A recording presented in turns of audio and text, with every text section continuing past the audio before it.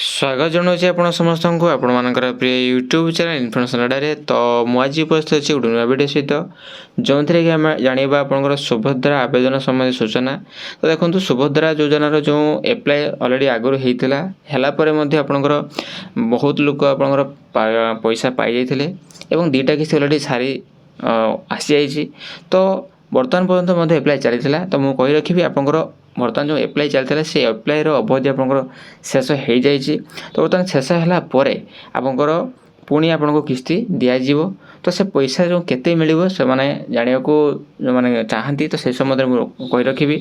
तो देखो मार्च 31 सुधा आपंकर एप्लाय अलरेडी चलता। तो अलरेडी एप्लाय आउ सरी जाइए आउ नुआ आवेदन आपंकर हम ना।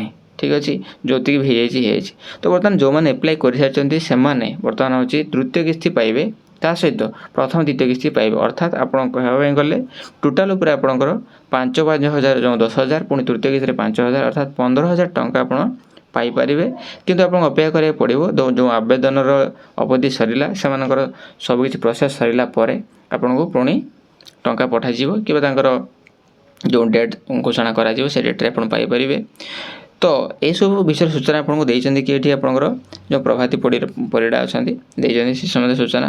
तो अलरेडी टोटाल उपर आपको 5 वर्ष 50,000 टंकार आपंकर राशि जोगे दिज्व।